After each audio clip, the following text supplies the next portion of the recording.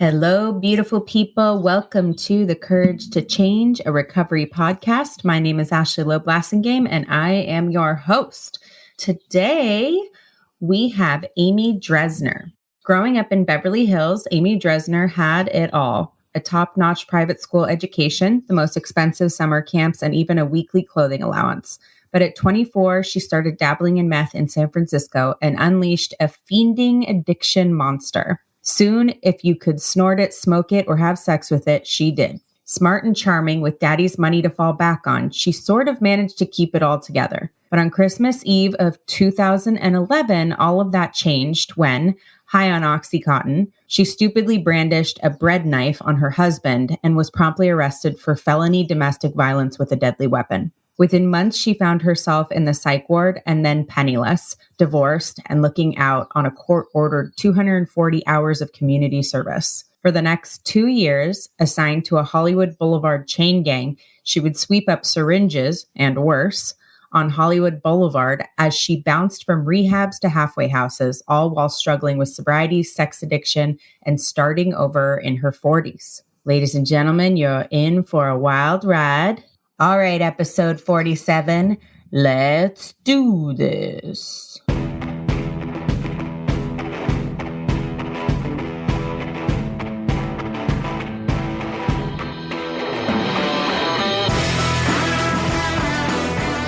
Thank you so much for being here, Amy. Oh my God, thanks for having me. How are you doing? It's a difficult time. Right? It's a really, really tough time. I'm not going to lie. Yeah. It's definitely, I think a lot of us are crawling out of our skin here. Yeah. It's cabin fever plus financial insecurity plus isolation plus ambiguity. It's gnarly. Yeah. It's pretty gnarly. Have you been doing a lot of speaking in this time? I know you tell your story a lot. Yeah, some podcasts. Mostly been writing some articles. I wrote a piece for The Fix about addiction and recovery during the pandemic. And then I wrote a piece for Work at Health about what to do when a friend relapses, because I'm starting to see a lot of relapse. Are you? Yeah. As a result of my friends. a result of the pandemic, yeah. What do you think is triggering that? I mean, obviously, I think it's the perfect. I think it's the perfect storm for an alcoholic or an addict. I mean, a lot of people have lost work, and so they're totally freaking out about money. I think a lot of people are in fear. I think that the ambiguity of what's going to happen, that we don't do well with. It's just, the rehabs are closed to, if you're in rehab, they're closed to family and friends. And all IOPs have been mostly shut down. It's just that whole social support network is gone. And that's kind of what we rely on. So now it's all online, which is a completely different experience. Yeah. And so you're seeing in your friend group, you're seeing relapses. Yeah. Oh, I'm sorry. That is. I think it's going to be just the beginning. I think we're going to see a huge relapse from this. Yeah. And, what I've heard is there's already a big rise in domestic violence cases because people are cooped up. And the cops are just overwhelmed with that. And then there's a huge rise in also, drug possession because, there's, and a lot of cops are kind of just letting that go. They're just they can't deal with everyone. I mean, they're talking about now there's coronavirus in prisons. So they want to release, the most vulnerable prisoners. And because, the staff are getting it and then they're going to spread it to the population. And it's a huge problem. And so, I mean, alcohol and cannabis sales are booming. Everyone's staying at home and anesthetizing, and so it's. I don't blame them. No, I don't either, but we can't do that. I know. Well, that's the thing about, I think about child abuse, kids that are stuck home where school was a safe haven, domestic violence, all those things. And I'm sober. I'm stuck at home with my twin 3-year-old boys and my husband, and in a relatively small space. And I mean, it's stressful for me. There's, I can't imagine a situation where you didn't have any tools. I mean, if I was using or drinking, it would be an absolute Well, yeah. And also, what if your family is your trigger and you're stuck at home with your family and that's your trigger situation? Totally. It's a nightmare. Like I said, it's the perfect storm for relapse. I think we're going to see a lot of it. Yeah. And this is just the beginning. Yeah. And that's, then also you're going out and it's like the people that I'm seeing, they're going out and of course they're hooking up with like strangers and there's sex involved. And then there's like, so that's exposing you to coronavirus. You know what I mean? Fentanyl is like the least of their fucking problems. It's like, right. Yeah. Yeah. It's, the isolation is what's doing people's head in. Mm-hmm. Because alcoholism is a disease of isolation. Of course, the loneliness and the isolation. I'm so grateful that my roommate from New York is in town. He's kind of stuck here. And, though we don't have much privacy, we have each other. And it's like, I'm just so grateful to have another human being in the house right now. Yeah. Yeah. Yeah. But while he's a normie, so I'm doing like Zoom meetings and he's like having like dance parties in the bathroom with like lights and 6 changes of fabulous outfits. And I'm like, wait, I like your life. Oh my God. So funny. Yeah. It's like, this is such uncharted territory. And, I think that those of us who've been sober a long time, like also this is the opportunity to, figure out ways to use those tools and pass that on and remind, like share the message, just really support one another and in any way that we can. Yeah, absolutely. Like I said, I wrote this piece for The Fix, and what I'm seeing when I go out to markets, unfortunately, is I'm seeing a lot of every man for himself mentality and people fighting over, toilet paper or Clorox wipes or, you know what I mean? And it's like, I talked about this one woman walking in an Erewhon and someone threw a banana at her and said, get the fuck out of here because she was coughing. And it's like, I want to feel more connected to people, but when I go out into the world, I feel less because you've got to have 6 inches, 6 feet of distance and we're all wearing masks and gloves. And it's like, it's just, I don't know, the whole thing is sort of frightening and depressing. Yeah. But I do see kindness among people too. And someone was like, I mentioned, modeling the behavior you want to see in other people. Like, how can you be selfless? How can you be generous? How can you cut people slack? How can you be there for people? How can you make people feel safer? Yeah. Because, it's what we choose to look at, right? Because there's so much shitty stuff going on, but there's also so much good stuff. Like there are people doing incredible things, but it's hard. Both of, the shitty things are really loud, that's what it's really saying. And so it's really about seeking out like that positive reinforcement about what's going on. Yeah. And it's really hard. And for people like me, I've already been someone who's worked from home, but I really, really looked forward to, like having dinner with my friends or going out to my meeting every whatever, you know what I mean? And getting hugged and holding hands and blah, blah, blah. And like, now I don't have that. And for me, being stuck in the house, I'm already prone to depression. That's part of my story. And so this reminds me of my depressive episodes. And it also reminds me very much of my using episodes because I used to use alone in the house. And so it's a little bit triggering, and so I want to be like, I could write my second book. This is fantastic. Right. Totally. And it's like there's all this pressure to be like super productive. And instead I'm like staying up till 3 a.m. watching Ozark. And then I'm like, oh God, okay. Like obviously time to schedule, get a routine, honey. Like, it's hard, man. That stuff's hard. And, you got to cut yourself a little bit of slack. There's a lot going on and, pressure to be, to take advantage of the time, but alphabetize your pantry or whatever, you know what I mean? Like you can get a great body and, oh my God, by the time you leave quarantine, you can have abs of steel if you fall. And I'm like, oh God, I'm just trying to get through. And it's like, everyone I know has lost their jobs. Everyone's broke. Everyone's terrified. I know people have gotten coronavirus. They've survived. Thank God. I have 82-year-old parents. Yeah. My mother is in an assisted living and my father just got through with chemo.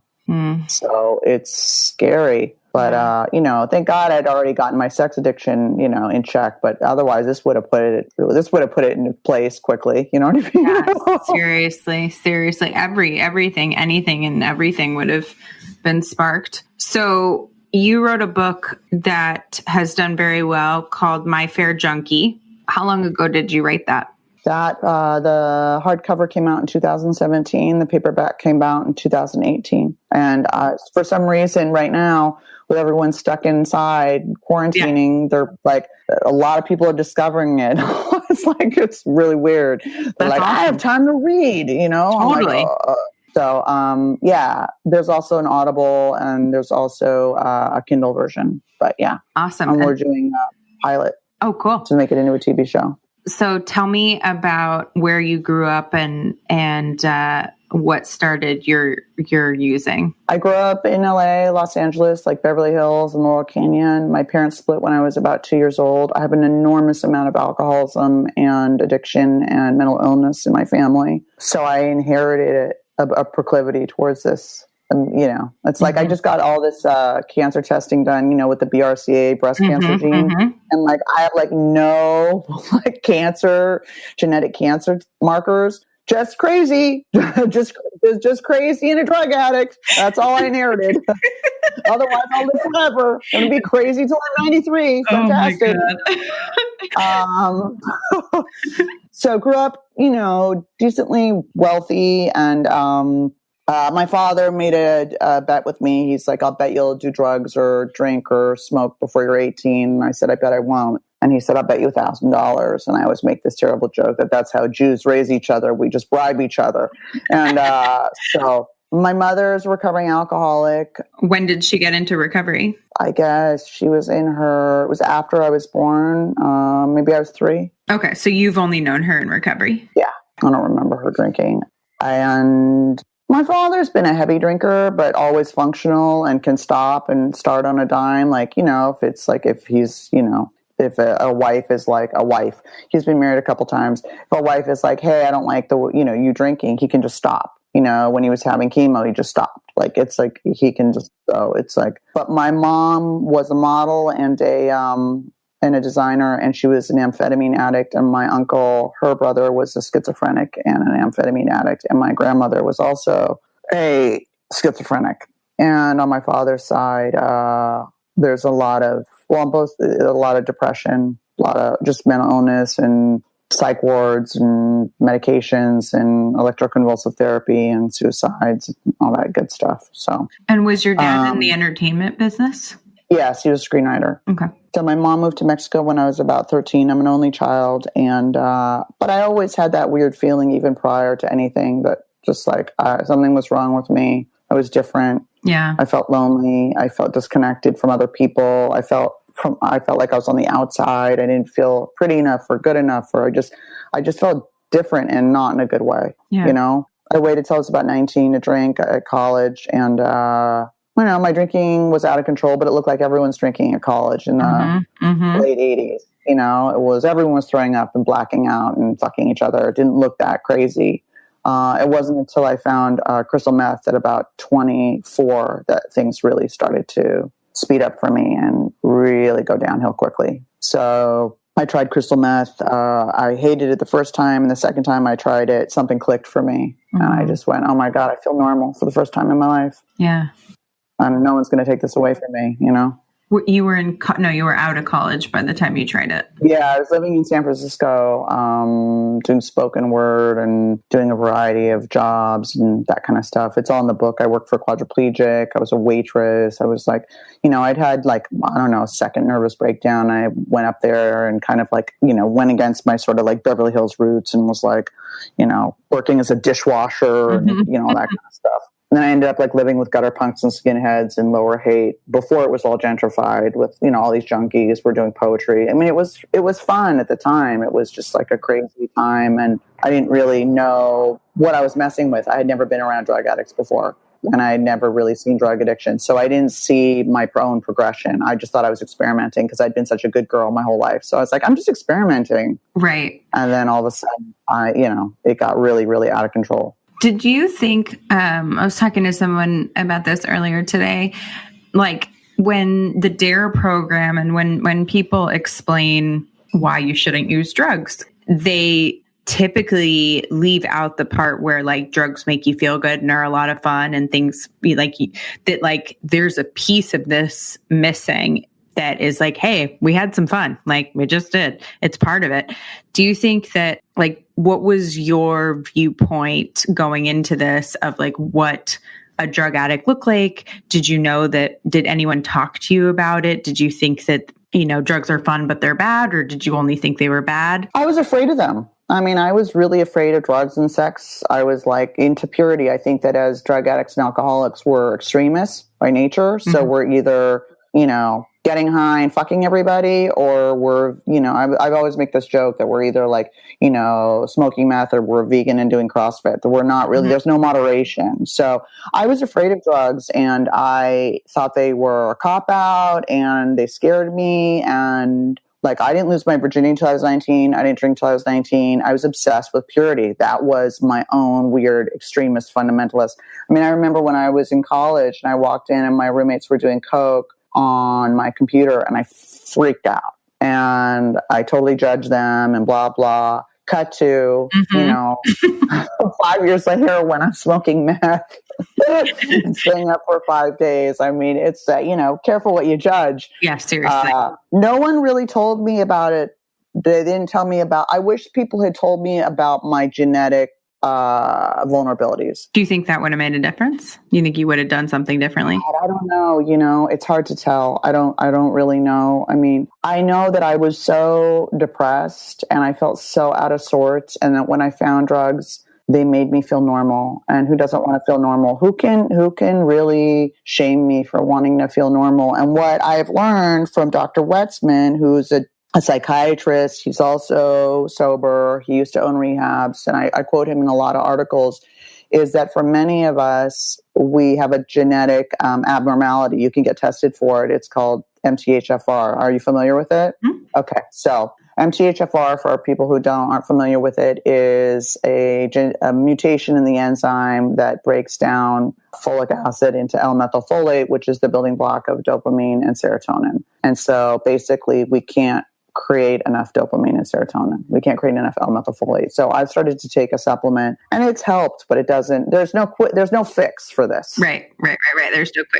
There's no quick But fix. I think that's why, part of the reason that why we feel weird before we even pick up is we have low dopamine tone. And I think that's a big problem. There's a brain component to this. Absolutely. You know, and even if you believe that it's a trauma thing, trauma affects the brain and the way that it grows and the way that, You can see on brain scans, trauma and PTSD and blunt force trauma look the same on brain scans. Incredible. That's incredible. That is wild. That's mind blowing. Yeah, I've never heard that. That's incredible, and I'm not surprised. I mean, to be honest with you, even with all the experience I have, I was surprised. I mean, blunt force trauma and it looked the same, indistinguishable. Wow. Can you believe? I mean, that I was told that by a company that does brain mapping, and I just it floored me. I mean, I knew it was bad. I just didn't know it was indistinguishable. Wow. Yeah, it's wild. I mean, there's definitely, I think. Yeah, so I don't think we understand the impact. I mean, I think that we all have pieces of it. Gabor Mate has a piece with the trauma. Other people have a piece with the brain chemistry and the genetics of it. But it's like, I think that it's much more complicated. I think everyone's situation is a little bit different too, how they get there. Some people get there through an injury and then get addicted, or some people get there through, totally trauma. Some people get there through pure genetics, right? Where they just up and it's like, boom, a vacuum opens and it's on, and that was kind of my experience. It just it just was on. Oh, it was a nightmare. Yeah. I mean, so I smoked crystal meth for about 2 years, man. Yeah, I would stay up for, 17 days and write a new Bible and, thought I had the mathematical equation for God and, refinish furniture and all that weird shit that you do as a tweaker. You know what I mean? It's dude, tweakers, man, are so busy. They're just fucking busy. Like doing nothing though, taking apart electrical equipment and then you can't put it back together again. I mean, just doing nothing. Dumpster diving for garbage. I mean, just I wrote a whole book on speed and I just don't dare read it ever. It's in a it's probably amazing, like this plastic thing, and I'm just terrified to even look at it. I'm just like, oh, I can't even imagine how crazy that book is. I walked into a market and I woke up in an ambulance, and I'd had a seizure. And so they said, did you do any drugs tonight? And I said, well, obviously some really shitty ones, because here I am. And they took me to the hospital, and I agreed to go into treatment. That was the first of 6 or 7 treatment centers that I went into. It scared me enough. The seizure you had? Yeah. So I went to treatment, dual diagnosis treatment center. And when I got out, I decided I was a drug addict, but I wasn't an alcoholic, which is classic, right? I'm a tweaker, but I'm not an alcoholic, because I didn't really drinking made me so naked and violent and out of control. And you know what I mean? Yeah. It was such a nightmare immediately. So I kind of tried to not drink, because I'd get kicked out of bars, and I would, I'd lose my car, and it was just like so horrible. So at least with drugs, like I was sort of coherent. I was like, this is kind of more controlled. Totally. So I tried drinking, and I was in a blackout for 3 weeks. And I thought, okay, that's not working. So then I stayed dry with no program, with nothing, for about 7 years, until I had a suicide attempt when I was living in England, and drank, and then came back to LA, and, had that same thing that we all think, like, oh, well, I haven't drank or used any drugs for 7 years. I can drink. It'll be fine. And now I'm drinking in the morning. Or, well, I was a meth head, but Coke's natural, so I can smoke. Oh, you know what I mean? I can do Coke, Coke's natural. It's different. It's going to be different. It's not made from gun bluing and Drano. It'll be a totally different experience. Oh, I think I started off smoking pot because I hated pot. So I thought, well, I hate pot. Totally. So I won't smoke it every day. And of course, I'm smoking it every day and hating it and totally paranoid, but doing it every day anyway, because I like to feel different. Yep. Doesn't matter. Yep. So then I land in my second rehab. And when I get out, I start shooting cocaine. Naturally. Because, I learned from other junkies that, why are you wasting drugs? Like if you had to, I used to make this terrible joke when I was doing stand-up, if you had to go to Uruguay, would you take a rickshaw or a rocket? Like, let's get to where the fuck we're going. You know what I mean? Like, let's get there, It's so true. Yeah, and other junkies were like, "What you're wasting drugs, and IV is so much more fun. It's much a better rush, and blah blah." And I was like, "Oh, at that point, I was like, well, why the fuck not? I'm going to die a drug addict. Like, okay." But unfortunately, I had developed epilepsy by that point from crystal meth. During the 5 years that I had been clean, and the 7 years I'd been clean, at about 5 years sober, I started having grand mal seizures. I didn't even know that was a thing. Yeah, it's not super common, but it does happen. And the neurologist was like, did you do a lot of drugs? I was like, ooh. And so I have hyperactive lesions on my frontal lobe, and I've had grand mal epilepsy now since I was, I guess, for 15 years. And I've been on medication. I've lost my license twice. I've broken teeth. I've gotten stitches. I've cracked my head open. It's been pretty intense. So now I'm finally on some medication that holds it. But I had epilepsy and I shot coke anyway, and I would have a seizure. And instead of going like, hey, you probably shouldn't shoot coke with epilepsy, I shot coke in a bike helmet. Oh my God. Yeah. I was like, well, fuck it. It's a fucking high impact sport. Like, let's wear protective gear. That's alcoholism. That's alcoholism. Totally. Like, I want to get high and I don't want the repercussions. So how do I protect myself? I am. That was like my adult diapers. I wore adult diapers. I kept peeing myself. Right. So like, and I would wake up and like urine, and it was like, this is out of control. I need a solution. So adult diapers I get it. But that's the helmet, right? Of course. So I didn't crack my head open when I was like seizing, shooting cocaine. I bet you looked amazing. I'm sure. It was my friend's red bike helmet. It had like a Grateful Dead sticker on the front. I fucking hate the Grateful Dead. Oh. No offense to anyone who likes the Grateful Dead, just not my vibe. Oh God. But yeah, there I am in my like long 70s nylon nightgown and a red bike helmet, and like just like shooting cocaine in my neck and my feet and my arms, and doing my laundry with a bike helmet and my nightgown, and my neighbors were like, "Oh, there she is. Okay." Nothing makes you look like a functioning person like wearing a red bike helmet, walking around shooting coke. Oh my God. So, that should have been warning me, but it wasn't. That was not my bottom. Yeah. Just kept digging. So I've been a chronic relapser. I've gotten clean and then relapsed, gotten clean and then relapsed, and had years and then relapsed. And so what really happened for me was the big bottom was on December 25th of 2011. I'd been prescribed Oxycontin for a shoulder injury in sobriety. And I thought, well, it won't be a problem because I don't even like downers. And of course it was a problem. I was in a miserable marriage and I started to abuse the medication. And because just that veil went up between me and reality. And I was like, oh my God, I don't care. What a relief. I don't give a fuck what you think or what I think, or I don't care. My marriage is fine. I don't care. Right. And I never really got the high. I would just throw up, and everyone's like, you got to push through and you got to puke through the high, and then you puke and then you get the high. And I was like, well, that never happened to me. My brain is like, opiates made me very aggressive. Which is unusual. I know. Yeah.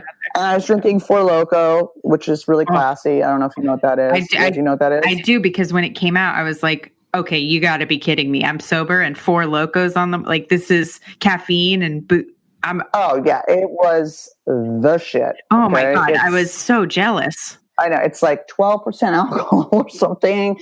It's like one can equals like 5 beers and 4 cups of coffee. I was like, oh yeah. And you can buy it like 7-Elevens and gas stations. I was so jealous. I was like, this is it's malt liquor and it fucks you. You'll throw it up, and that's why it's in different flavors, because it's going to come back up. I don't think they don't make it anymore. I think it's illegal. Yeah.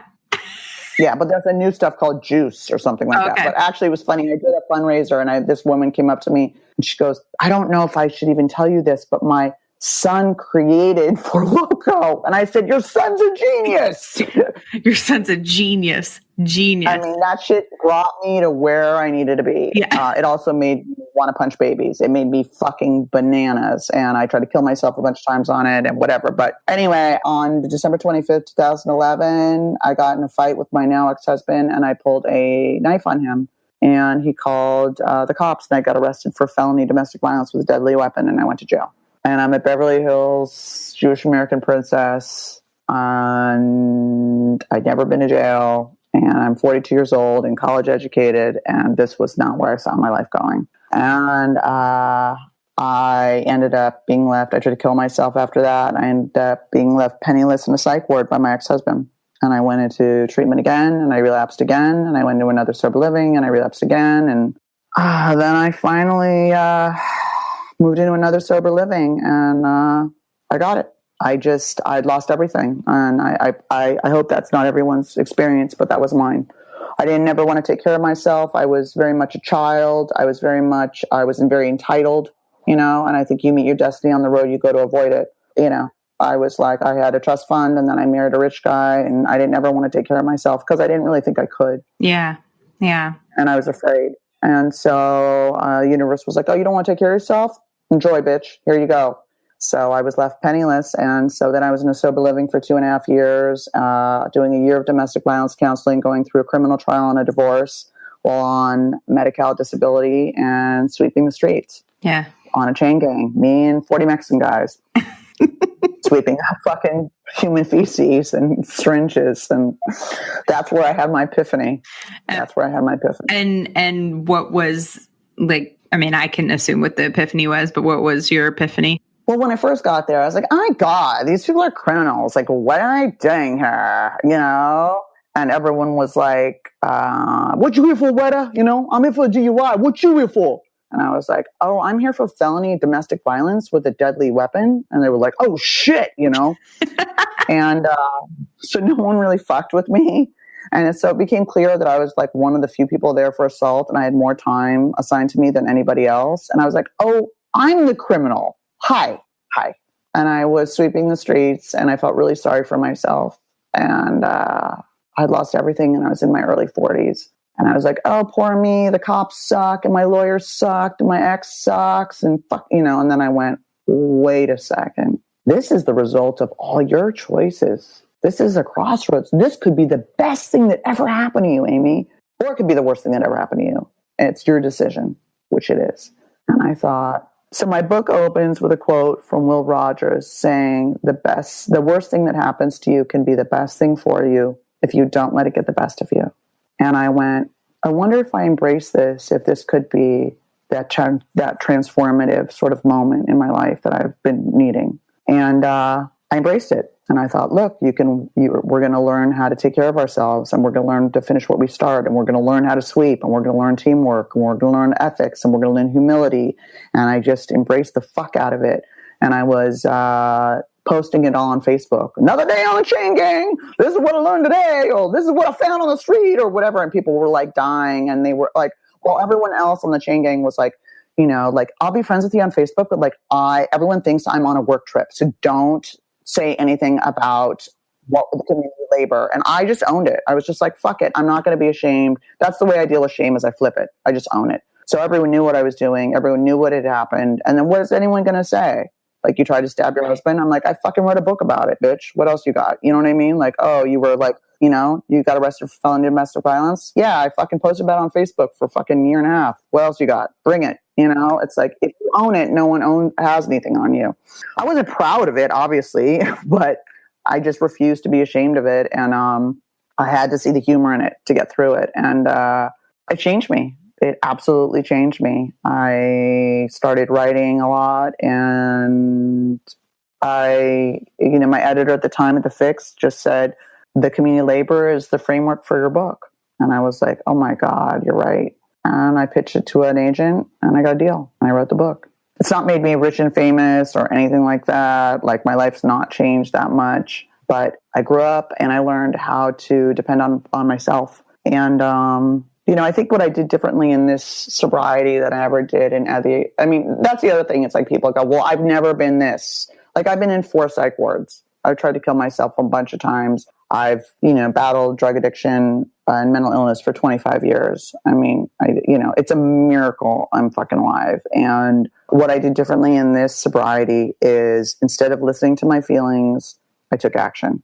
I had a sponsor, and he said, you don't have to be a good person, Amy. You just have to act like one. No one knows the fucking difference. It's so true. And I was like, oh, but that's not seem very truthful. Like, what? Yeah. And what I've learned through neuroscience is that you take contrary action over and over and over again, and you create a new neural pathway in your brain that eventually becomes your default mechanism, and that becomes you. So it's not really like fake it till you make it. It's like fake it till you are it. Yeah. Yeah. So I just, in this sobriety, I had nothing, and I was so fucking desperate. And I just did whatever the fuck my sponsor said, and I did the work, and there was no net, my parents, everyone was out of money. My parents were like, we're tired of you at the bottom of the well, bitch. Like, I don't know what to tell you. Like, we're exhausted, and we're financially and emotionally drained. It's on you. They always loved me, and they're like, we believe that you can get it together and you can accomplish amazing things, but there's no more money. Right. So I just transformed myself through what I think is basically cognitive behavioral therapy, I guess, and neuroplasticity, by acting like the person I wanted to be. And that's sort of where I'm at now. I mean, the book's been out a couple of years. It's very strange to receive messages where people are like, oh my God, like, I'm fangirling out. You wrote me back, and it's like, I'm just a junkie that wrote a book, guys. That's it. I wanted to ask you about that. Like, so for me, when I tell if I speak too many times in a month, or what, you know what I mean? Like, you're asked to speak at too many meetings or whatever it is.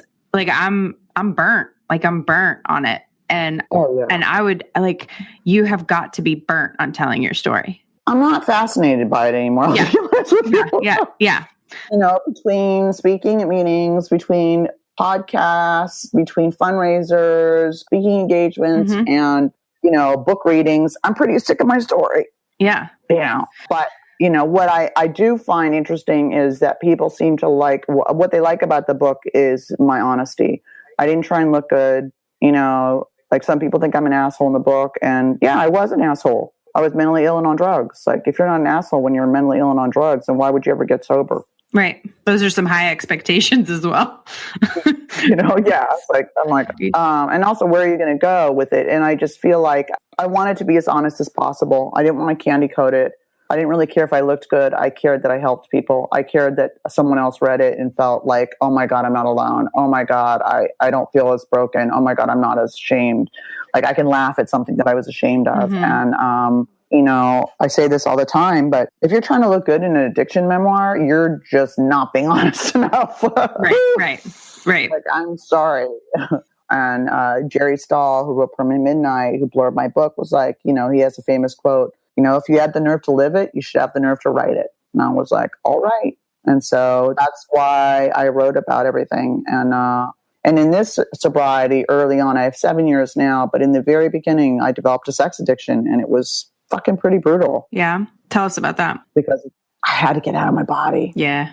And I couldn't get high. And I just couldn't feel my feelings. I felt abandoned by my ex-husband. I had no money. I was terrified. I was newly sober. I was facing a felony charge. I had been cutting myself in treatment, which I'd never done before. And I just needed out. And I needed validation, and I don't know. So I'd never been really promiscuous. Kind of promiscuous. Depends on who asks.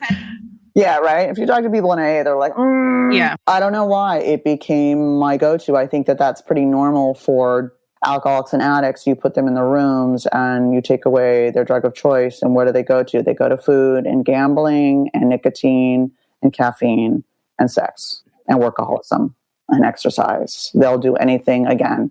Your brain doesn't know. Your brain's like, we need dopamine, bitch. Like, so get it. Whether it's from, a hookup or a piece of cake or whatever, it's like, we need dopamine. And so it felt very much like my drug addiction, where I'd be shaking on the way to go meet someone from Tinder, like in anticipation, like when you're shaking to go meet your dealer. You're like, oh, you're so excited. And your brain's just like, and then I would literally be crying driving home and going, I don't want to ever do this again. Or sitting in the shower in a ball, just going, oh my God, I'm so mortified. What am I doing? And then I do it again. And I did that for probably 2 or 3 years. So I just hit a bottom that was just brutal, And when you hit a bottom, where did you go with that? Like that, especially, as a female sex addict, like that is like, that has to be difficult to bring up and talk about, right? It's super.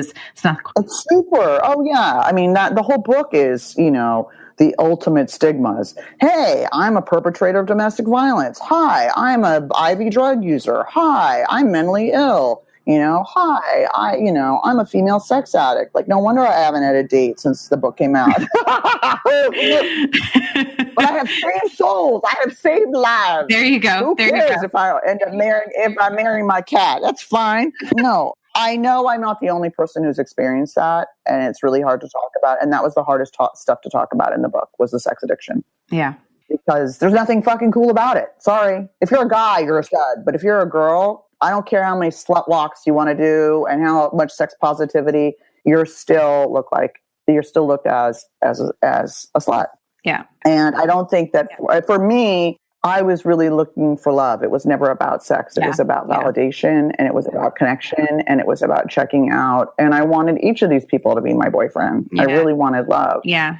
So I went to SLAW and I went to SAA, and it's all in the book, and I didn't really dig it. And there's one scene where it's me and 12 dudes in a Sex Addicts Anonymous meeting. And I'm like, yay, and everyone's talking about jacking off for 7 hours or hookers. And I'm like, well, I met this really hot guy on Tinder and then he never called me again. Like, it's just like, just completely different. But the feelings are the same, of being out of control, the humiliation, the going, I don't ever want to do this again, all that kind of stuff. And, I don't know where I was getting the dopamine hit. Was I getting it from the chase? Was I getting it from the validation? Was I getting it from the orgasm? Was I getting it from, who knows? Doesn't really matter. But I had an experience that was so humiliating and so mortifying. You can read it in the book, that I just that was the end for me. And I just put it down. And my sponsor at the time said, you put down a behavior when what it's doing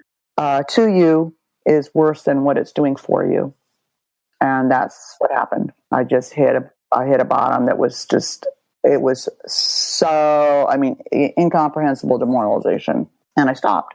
And then I fell in love, and I was in a relationship for 2 years, and then that ended. And so I don't really know how to sort of navigate now.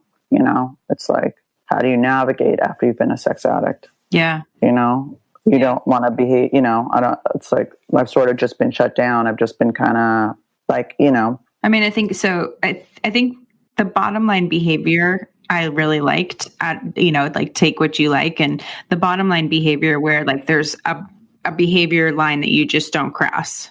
And to me, I think that was something that was super helpful. Like making that like, this is just the line that I'm not going to cross. And that was a really great start for me. Are you talking about bottom lines and that kind of stuff? Is that what you're talking about? It was just the bottom line behavior. Yeah, the bottom lines, like the bottom line behavior was... That worked for you? Yeah.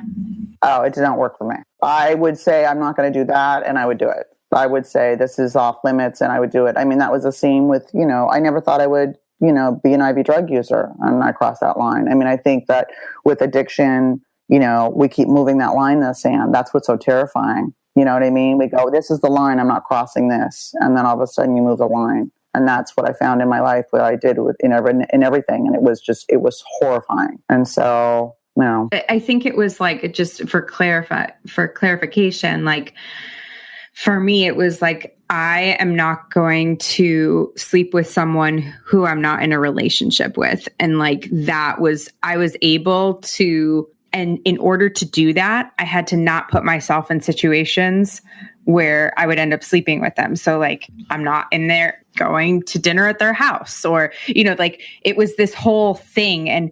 And when I was committed to doing that piece of it, I could backtrack to the bottom line, if that makes sense. Like, but I couldn't just say like, I'm just not going to sleep. Like I had to set the system up so that, like, here are the things I'm going to do. I'm going to keep my clothes on. So in order to keep my clothes on, I'm going to be in public places. Like it was like, oh, okay. Here, I did finally have a coffee date with someone, and I had it in a public place. Okay. I wrote an article about this for Work at Health about dating after sex addiction. I had it in a public place. I had it at a Starbucks. We had coffee for about 2 hours. And then he walked me to my car, and I just lunged at him. And it had been almost 2.5 years since I'd had any human contact, because that's, again... Right. Black and white. It's, you're either, sexually anorexic or you're acting out. And I didn't know how to find that. When I was in a relationship, it was okay. But once I got out of the relationship, I didn't know what to do. So I just kind of shut down. I was also pretty heartbroken. And so I just was like, I don't want to get hurt again and whatever. And then both my parents got ill and the book came out. And I was just like, well, dick is not on my priority list right now. And I'm scared about how I'll behave around it. You know what I mean? So it was like, so anyway, I kissed him, and then things started getting really heated, and we started like touching each other. And then I was like, okay, this is getting really out of control. Like, I gotta go. And I got in my car, and then he got in the car. So, yeah. So that was my, even though I tried to set it up, that happened in the parking lot of Pavilion. So then I was like, okay, like, you can't do it. Now you have to stay at the table. You can't, nobody can walk you. You gotta you just gotta keep backing into that one. Oh my God. That's so good. See, like a car. So that's the thing. Like a car is a private place, right? Like it was like that, but that was the kind of like learning stuff where I was like, see, here's the thing. I can't believe I'm going to say this on air, but I had this thing where like, if you don't take your pants off, no matter what happens, if you do not take your pants off, it just doesn't happen. Right? Like, okay. All right. I'm going to say something. You're going to, okay. I didn't take my pants off. I am a female ejaculator. So that started in my 40s. Just getting honest here. Can't be the only one. And it's cool if you're into it. And if you're not into it, it's like getting waterboarded and people are freaked out by it. And I was so turned on by this individual, and it had been so long since I had any contact. He touched the outside of my jeans and I exploded all over the car. You still didn't have sex with him? No, but I did have an orgasm and I didn't take my pants off. So there goes your fucking theory about Oh no, I didn't say I didn't say you can't have an orgasm. I just said you won't have sex. Yeah, but then I got obsessed. Because I got a dopamine hit from hell. My body was like, and even though it had been 2.5 years since I'd had any sexual interaction, my whole body was like, right. And I was absolutely obsessed with this person. And it was a nightmare because he was very emotionally unavailable. And it was another whole painful cycle. Right. And then all my old behavior came back, where I was like, I think I saw him a second time and I was like, just jack me off in the car, like quickly. And I was like, oh my God, I'm sorry. A whole other person came out. It was just horrible. It was like, years of celibacy and like not shaving. And then all of a sudden, like I'm at his house. I'm like, I shaved my asshole for you. Like do something. And I'm like, oh my God, I'm so sorry. I'm so sorry. I'm like, it was just awful. It was just, obviously we're not together. And it was just, he was like, calm down. Like things were going to happen. Like relax. I was like, oh my God. I was just like, I can't relax. I was just like, no, thank God for coronavirus. That's all I have to say. Just like, it's like made me stay in my house with my gay roommate and there's just nothing to happen. Nothing can happen. I mean, this might be the opportunity to practice dating, like, with a 6 social distancing. Maybe you're... Oh, I am. I was talking to someone, but I'm not sure that person's for me. I think he's too much of a Pollyanna. He's like, you're negative. I'm like, no shit, bitch. Read my book. Like, I'm a fucking depressive Jew. Like, I don't think we're the same. Cut from the same cloth. I'm the Grim Reaper, motherfucker. What do you mean? Like, it's like... But yeah, so I don't know. I think the whole thing... For me, I'm an addict to my core in every single area of my life. I had an eating disorder prior to finding meth. And, I know a lot of people that have relapsed on nicotine. I'm one of them during this crisis. It's really difficult, and I don't know if you've heard that the people are like, Zoom meetings are great, but it's not the same. I'm someone who likes to, violate people's personal spatial boundaries. So everyone knows me for that. They're like, oh my God, Amy, like don't, like I touch strangers. And I mean, I really have some brain damage. I've had 12 grand mal seizures and I've had a traumatic brain injury. Like and I've done a lot of drugs. Like there's just something, whatever that filter is, it's like, don't do that. Like I don't have that. There. I've literally been kicked out of Trader Joe's just overly caffeinated. They're like, hi, are you on drugs? Like what's going on? They're like, do you need to come back another day? I'm like, no, I'm sober. I've just had a lot of coffee, it's like, so something's wrong with me. People are breaking into Zoom meetings. I don't know if you've heard. And that makes me really sad. I mean, like, get a life, get a fucking hobby. These are people trying to connect and save their lives. And I just think, it's just like people that are bored and miserable and think it's funny to, say shitty things and flash porn, where, I'm seeing a lot of people relapse and this is their only fucking lifeline. And that as an online rehab and an online recovery service, like, the lack of respect is kind of stunning to me. Yeah, I think it was always happening and now it's just in this like crazy concentrated space. Stay tuned to hear more in just a moment. Hello, everybody. This is Ashley Loeb Blassingame, the co-founder of Lion Rock Recovery and your host.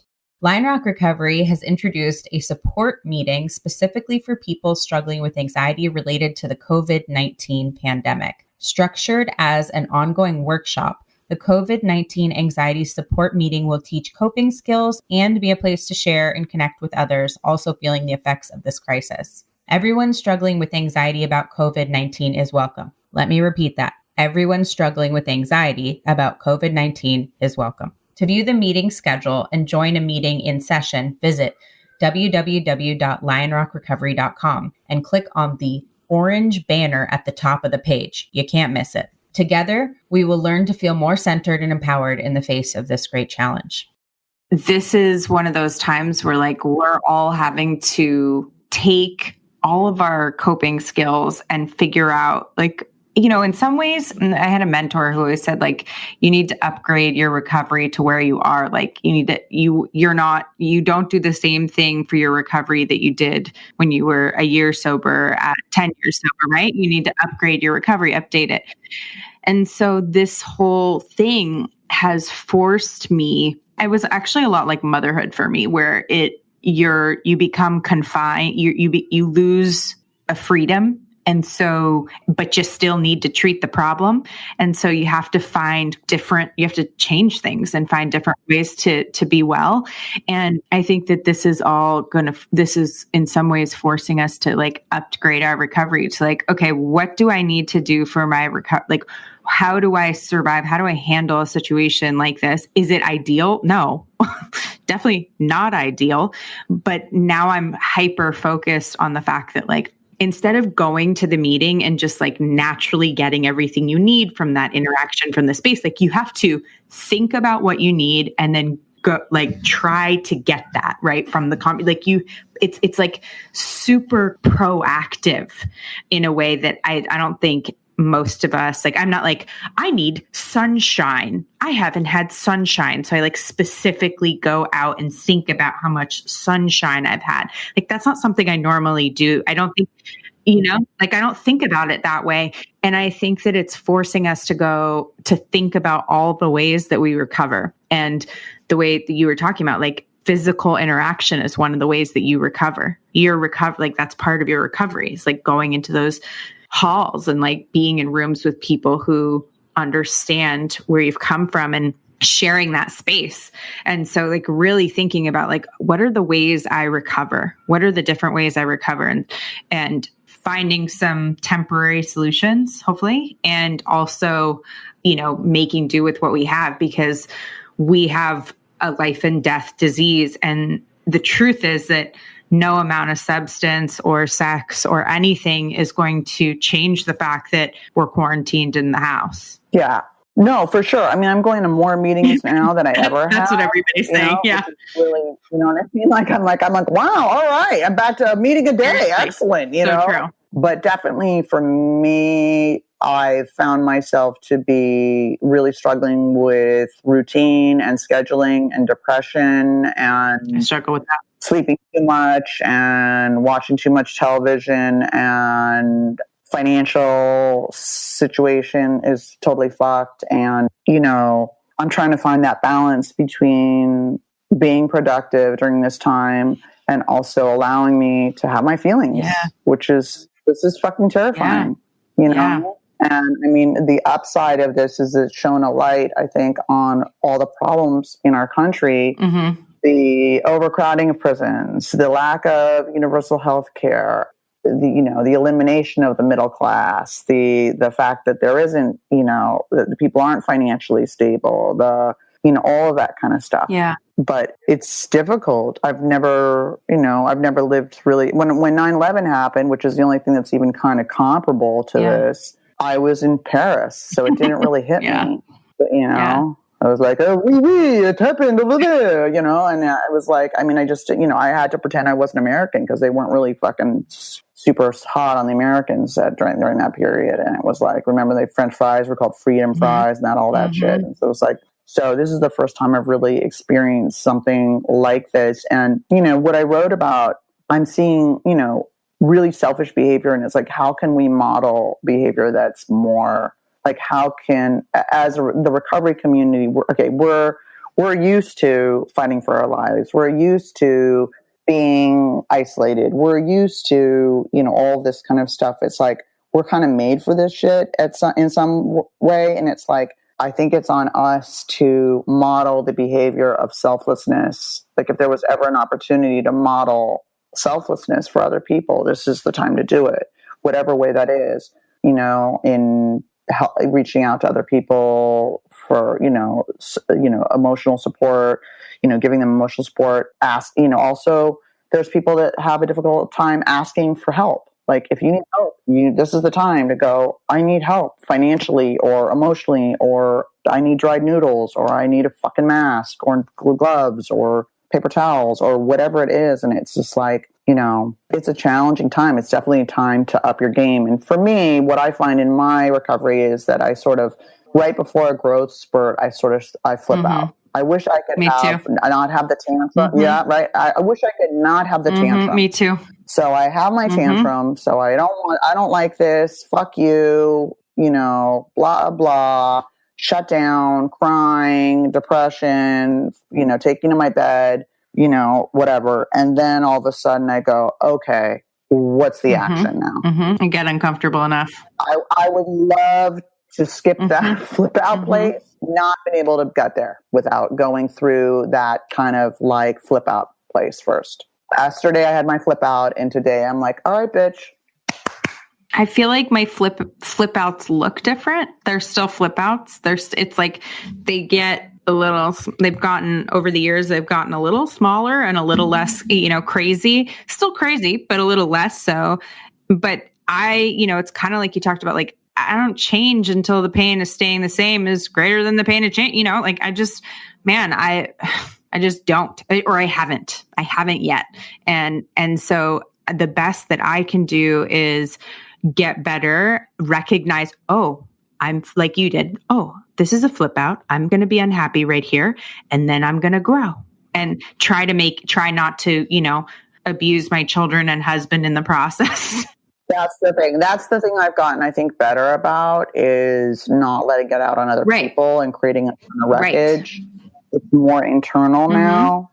Yeah. Where I just kind of turn inward and shut down. Right. Instead of raging on people or acting out in some weird way, I just kind of like shut down, and it was like, that was yesterday. I just crying and I was just like, okay. And then today I was just like, okay, what can we do?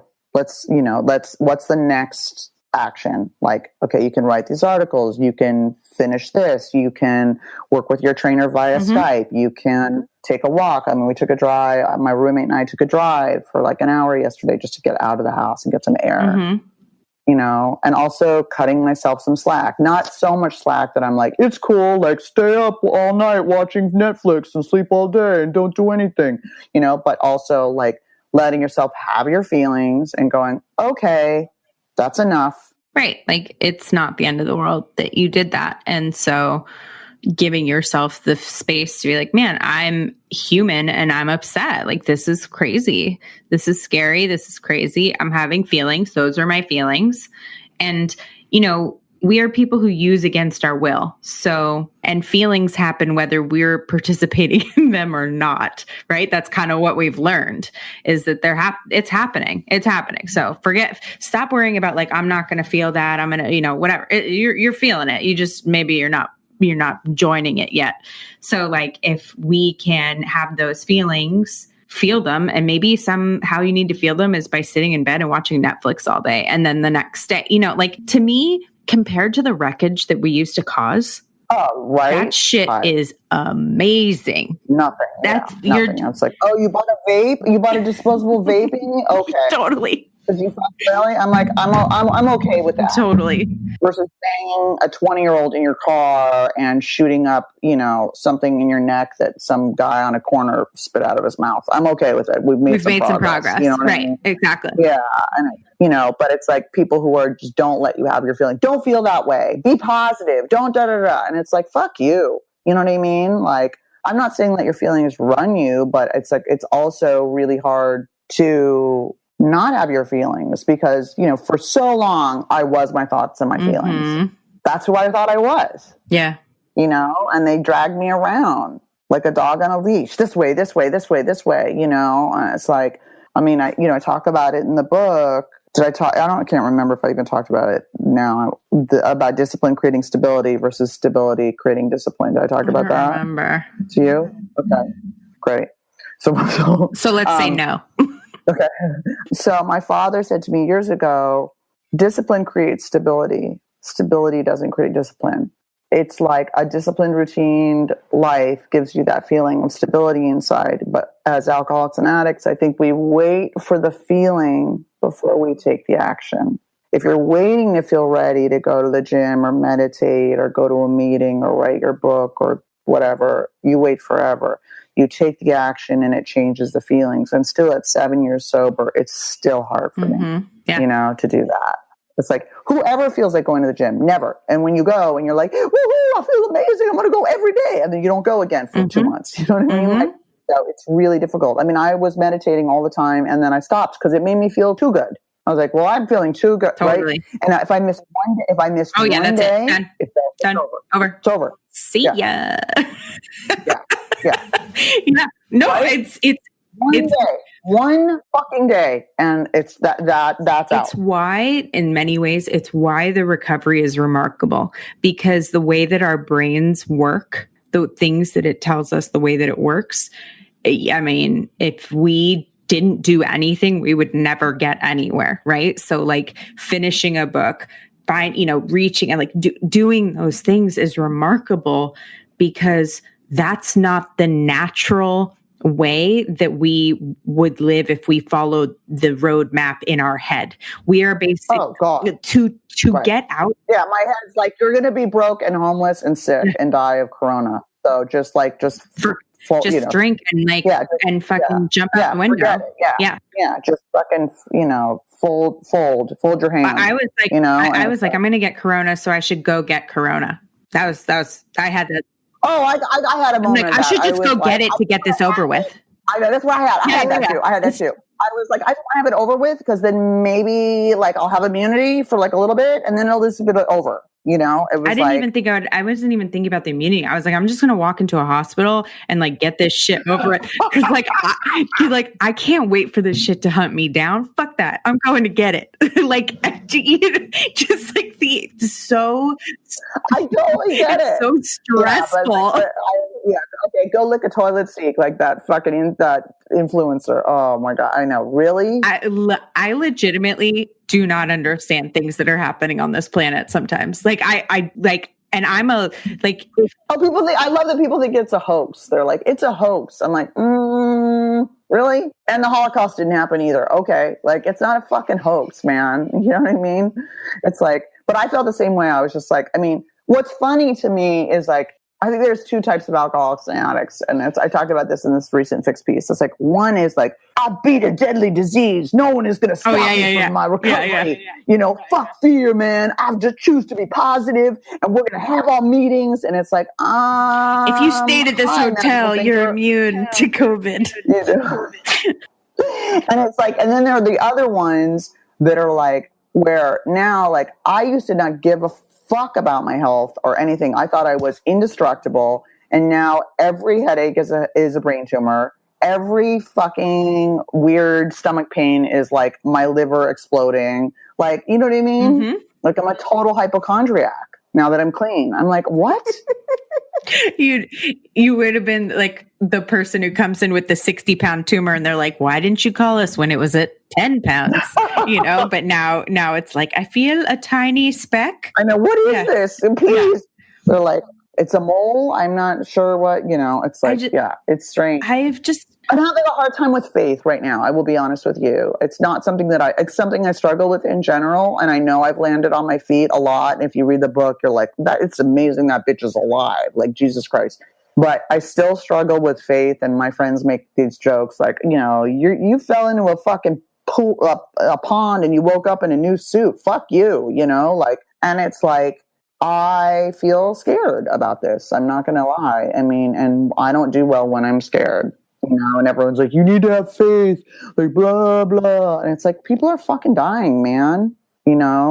Like, it's affected everyone's financial situation. It's terrifying, and I don't really know where's the place of having faith, and also just kind of versus putting your head in the sand and ignoring the reality. What I've been trying to do is, if more information is not going to change the things I'm doing and the way that I'm acting, then I try not to absorb that extra information. Like, I don't need an update on every death, right? Like, I don't need to know that like 3 more people died in New York or whatever it is, because it's not going to change the way that I'm living my life. If there's information that's material to my actions, then that's important for me to absorb. But beyond that, it's a little masochistic where it's like, I'm just like, trying to absorb as much as I can, reading all about it, like how bad it is, like there's only so much I need to know. And then I need to live my life and show up in the way that I would want to, even if it's like, hey, this is my last go of it. Like if it is my last go of, you're young, you're not going to die. You're going to be fine. But whether or not I'm going to die, it's like, but young people are dying too. But no, I totally hear you. How do I want to spend my time? That's what I have to remind myself is like, it's less about like the faith is important, but it's almost like I try to come out from the logical perspective of like, okay, this is unmanageable. Like my consumption of bad news is fucking unmanageable. It's unmanageable, making me, I'm powerless and my life is unmanageable. And so I need to only consume as much as I need to consume to change my behavior. Oh yeah. My sponsor was like, turn the fucking news off, Amy. It's so, but why is that so hard? Right? Like that. I don't know. And it's like, we don't know. We still don't know enough. We don't know enough. Do you have immunity? What really, how is it really transmitted? I mean, there's so much. But if it doesn't change your behavior, if you're still going to wear the gloves and the mask and go get the stuff at the grocery store and come back and you're just going to like, if it doesn't change my behavior, why am I trying to, create the vaccine from the news article I'm reading, probably not going to work. Like if we're being on, I'm just torturing myself. That's been my survival mechanism. I don't know if it's, No, I'm just trying to take the time to be safe, tell people I love them, reach out to people. Like I said, a close friend of mine relapsed and that's brutal. He's back, but that's something that I wanted to talk about is what I see, when people relapse, people seem to scatter. They did with me, at least. When shit hit the fan, a lot of people scattered. They didn't know how to handle it, it's like, okay, if we know that alcoholism's not contagious and it's a fucking disease, then why are you shaming them and treating them like it's a fucking moral issue? Why are you not making them feel welcome back? Why are you not talking to them? It should be inclusive. Yeah. And it's like, I know that for me as a chronic relapser, like I just didn't give a shit what people in the room thought. I was like, what, I want to be queen of AA? Like who gives a fuck? Like I just didn't care. Yeah. Queen of the Lodies, that's what I'm going for. I want the crown. I was like, I just didn't care. I was like, I'm going to die if I don't keep coming back. So it's like, let people go, oh God, she relapsed again. What a loser. And it was like, fine, and it was like, whatever. But I stayed connected to this person. And although it's hard you have to have boundaries and you have to, you know what I mean? It's not fun. It can be very triggering to talk to someone who's loaded. It can be very painful to watch someone kill themselves, all of that kind of stuff, and sometimes people aren't ready, but at the same time, you have to be that loving connection when they want to come back to sobriety. Yeah. Yeah. They have to feel safe talking to someone. Yeah. I mean, I think we've all been in that place where it's like we want to stop and we can't, or we want to stop. So I see a lot of judgment, and then it's like, don't forget when you were in that place, or maybe they weren't ever in that place. Yeah, maybe not. Yeah, I think this is all about unity and coming together and supporting each other in the end game. And the end game is to be happy. It's to be happy, joyous, and free, man. Like that's the end game.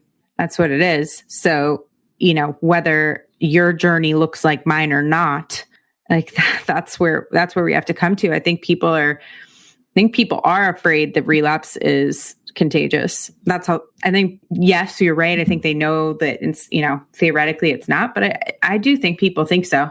I think people think that if, the old adage, like if you hang out in the barbershop, you're going to get a haircut. And I think that, eventually you get a haircut. I think some people think that, stick with the winners means abandon the people who don't get it. And I've never really understood that, but I think it looks from up close, it looks like fear to me. Absolutely. Yeah. It is. I think it's fear and not knowing how to process their own feelings around it, and fear that it's them, that it could be them, and also not knowing how to be loving but to have boundaries. You can do both. Right. You know, you can be loving but also have a boundary. Yeah. And go, you know, I mean, I don't think tough love is always the way. I don't think we know what the answer is. If we knew what the answer was, then we'd have the solution. You know what I mean? I think it depends on each person. So I try and take each situation individually. But all I know is, you know, my parents kept throwing me into treatment after treatment after treatment. And did they keep me alive? Yes. Would I have gotten sober earlier for good if they hadn't? I don't know. Would I have died?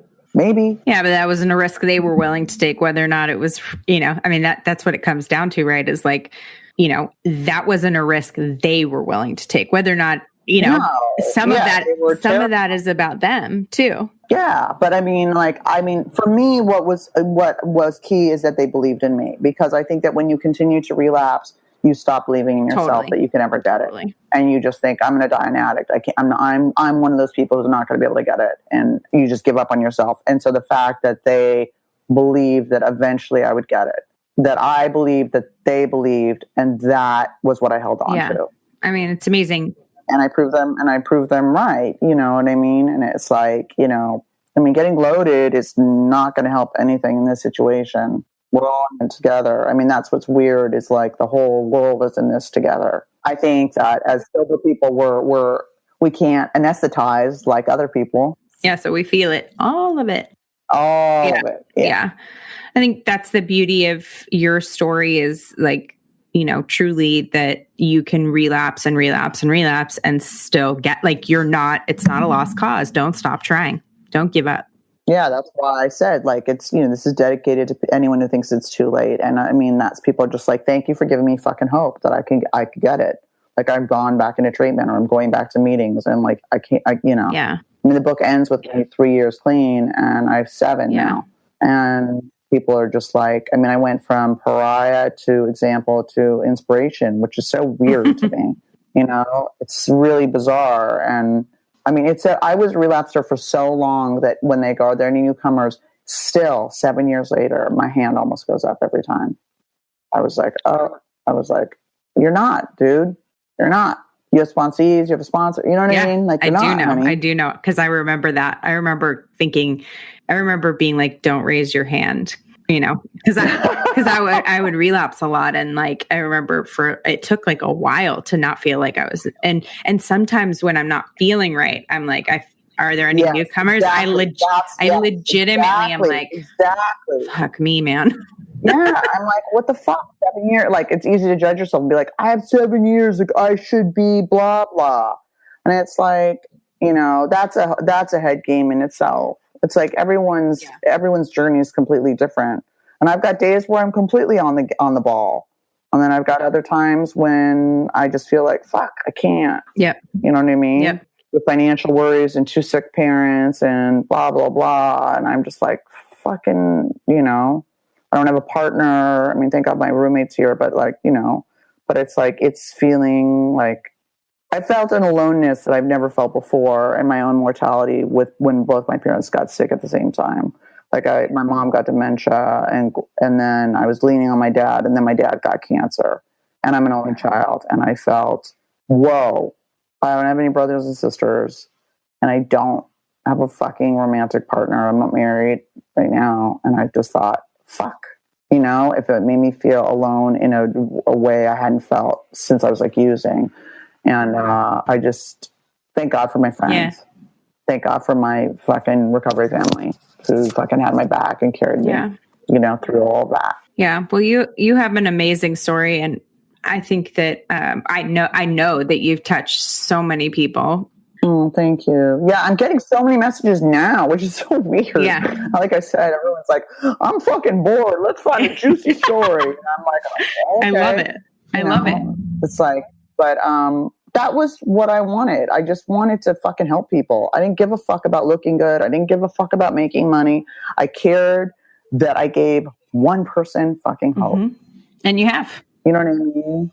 It was like, no matter how far fucking down you've fallen, you know, because everything I thought would never happen to me happened to me, man. Everything. Yeah. It's wild. It's wild. And I mean, I think, especially in this time, like it looks great on a Match.com profile. You know, you can be like, I'm handy with knives and, I can't get into Canada. So hopefully you don't want to go to Canada. It's so amazing. You should make a. No, I don't touch fucking Tinder. I was on Hinge for 2 seconds, and I was like, ew, I can't do it. I can't do that shit anymore. It freaks me out. It just becomes obsessive, and I'll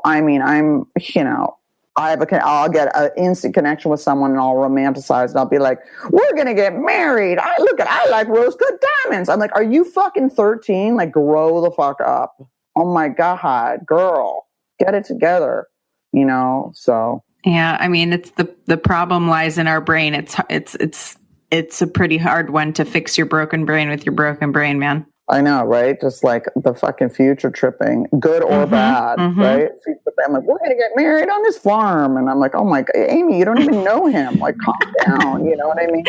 Or I'm going to have Corona and die in a cardboard box. Yep. It's like, I'm like, maybe it's in between one of those. Right.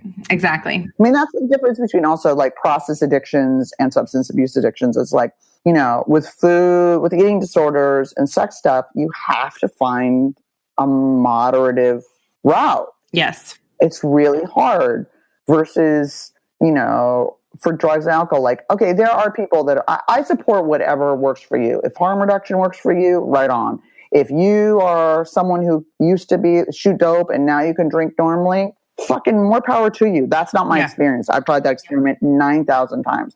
Like for me, abstinence is the only fucking way. It's much, much easier for me to be abstinent than it is for me to try and control my drinking and using. Do you know what I mean?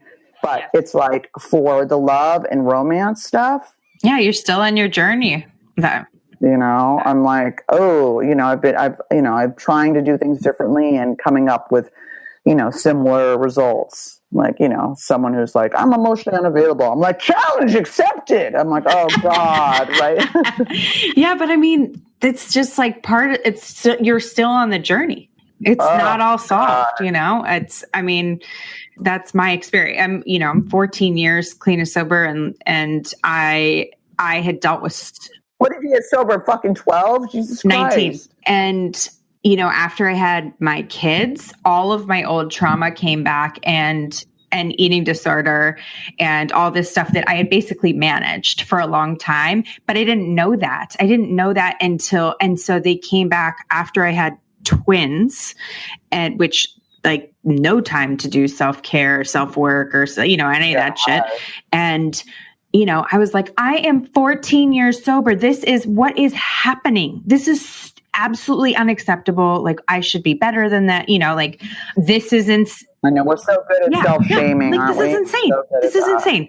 And I have to remember, like, nope, I needed to get to all the layers. Like I had to find all the different pieces. I had to exhaust all the other options, right? Like sex, love, whatever, all the different things, you get married, that's done. And, theoretically, if you want to stay married well, unless you try and kill them. Once you try and kill them, they don't really like to stay married to you. You can even be like, oh, just use chopsticks for the rest of my life. I promise. Like, they just don't. It really. Yeah, that'll do. I'm going to write that down and like.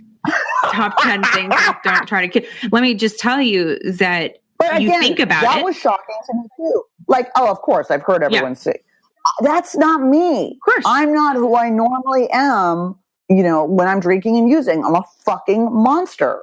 I don't recognize that person. And when I was writing the book, I was like, who is that person who did those things? Like, stop, don't do that. You know what I mean? And that was, writing the book, everyone's like, was it cathartic? It's like, no, fucking, it was not cathartic. It was really painful to put myself back into a headspace of active addiction with absolutely no denial around my behavior, with complete clarity, with no, what I mean? Like having changed and having to be really honest about it and having some recovery. It was horrifying.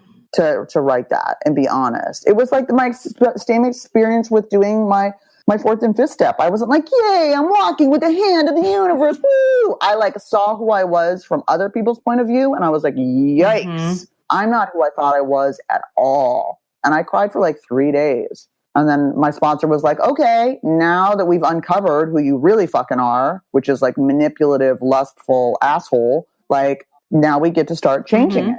And I was like, okay. Yeah. You know, you're not stuck. That's with who you are. I mean, that's why aside from, you know, all the things that go into, you know, what happens when I use drugs and alcohol, like I do not like the person that I become. And once I put those things into my body, I am not in control of that person. And so I have created someone on the planet that I do not like. And so same thing, like I look back at things that I did and have done, not the crazy stuff, the horrible stuff, like the mean stuff, the, you know, the crazy stuff. It's like, I mean, a lot of that's, you know, wearing diapers or, you know, whatever, like, you know, the helmet, you know, that's the stuff we laugh at. That's the stuff we laugh at. I mean, but the mean stuff is hard to laugh like this, the really nasty stuff that I did because someone threatened my addiction or whatever, or you know, that stuff is really hard to look at. And that is exactly the reason why I had to stop, because I did this experiment where I put that chemical in my body over and over and over again. And I became a person I didn't like. That doesn't happen to everybody. It's not the chemical. Yeah. And the other thing is too, that like what it feels like for you and what it looks like to other people are not the same. And that's right. No, that's a big one. Because in your head, there's a perfectly logical explanation for this. But also you're like, I feel good. And that wasn't that horrible. And I like, blah, blah, blah, blah. She did and this. Other people are like, what a fucking hot mess. Like, you know what I mean? Like, it's like when you're sober and you see people are super shit faced or high. And it's like, and you know what it feels like to be loaded like that. Yeah. But it's not what it looks like. Right. To other people. Right. And the one thing I like to also point out is like, it's not the drugs. The drugs aren't bad. You can put cocaine into somebody else and they don't become a monster who, you know what I mean? Like, but we see, I know a lot of people are like, oh, you know, there's this intense feeling around drugs and alcohol around the actual substance. Like, look, this is a molecule. It just happens to go into my body and react this way. Like that doesn't happen to everyone. It happens to me, but it doesn't happen to everyone. And so I always have to I remind a lot of new people like, oh, that person, you know, drinks a lot or that person, blah, blah, blah. You know, it's like, look, if it doesn't turn them into a monster, it might not be a problem. Yeah. Well, that's what, I mean, a lot of sober people get very judgmental about other people's use. And just because they're using a lot, then they think they're an alcoholic or an addict. And like you said, it's not about the substances. I know plenty of people who can fucking do coke and they're fine, or have a bag of coke in their house for 3 months. And it's like completely different. You know what I mean? It's like, it's not about the drugs. So it's like people, you know, this war on drugs, it's like, we really need to look at mental health. Addiction. Mental health. Yeah. I mean, because it's not everyone becomes addicted. Not everyone you know, a very few portion. I mean, sure, Purdue lied about how addictive Oxycontin was and that it lasted longer than it did, and they, you know, forged a lot of stuff. But I still know people, even my mother, who fucking, even as a recovering alcoholic, broke her hip. They gave her Oxy. I was terrified, and she was fine. There are plenty of people who can use that as pain management, and they're fine. Not everyone becomes addicted. And it's like, I think that's something that we really need to look at. It's like, that comes from your own genetics. I know people who tried meth and hated it. I'm like, are you kidding me? That's like Prozac with wings. What are you talking about? That's the shit. You know? I did a lot of meth and hated it, but I did a lot of it. It was like your weed. I hated it, but I continued to do it because that's what was there. So just kept doing it. I'm like, I hate this. Right. I hate this stuff.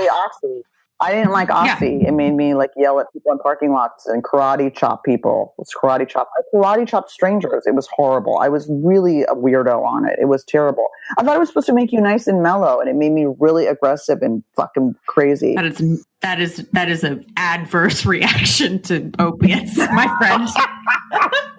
And it was like, hey man, I'm mellow on it. And I'm like, yeah. This woman takes meth to calm down and opiates to karate chop people. Like, someone once said, they go, I know when you're high because you're actually emotionally stable when you're shooting cocaine. I was like, that's frightening. Like, that is a frightening thought. He was like, I know you're high right now because you're completely rational. Oh my God. And I was like, I knew it was self-medication. Totally, I knew I needed. Totally. You're like, so you're saying I'm a doctor? Because that's definitely what I heard.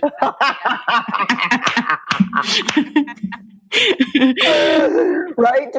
I had like my physician's desk reference, and I would like be like, okay, what do I want? So then I'd go into the psychiatrist's office and I'd be like, I'd have these symptoms that they, give me like what I was like, needed. But then eventually they'd catch on and they were like, I think you need to go to AA. I was like, fuck you, man. I'm not a drug addict. Worst prescription ever. Yeah. Right. Worst doctor ever. Like it gave me like methamphetamine, but it was like slow release. And I like got it home and I tried to like get it out of the fucking like slow release capsule and boil it down and crush it. And I'm not like a chemist. Okay. Like I'm a writer. And I just like burned them. And like I was like, the slow release aren't working for me. And she was like, oh, really? Yeah. Like, I think you need to go to AA. I'm like, go fuck yourself. That was the There's no desperation like needing drugs while having to scrape off a slow release. Like, you're like don't slip. Like, there's just no like, oh man, I don't miss that. Oh, well. I was never successful at it, ever. This was like, I didn't have the fucking, I was like, they were like, this is how you get it off and this is how you shoot it. And I was like, oh man, this is like cooking. I don't like cooking. It's like too many steps. I was like, fuck this. Like, no, I don't have the patience for this. just never been good in a kitchen, you know what I mean? Unless it's a big it's like, no, I can't, fuck this. No.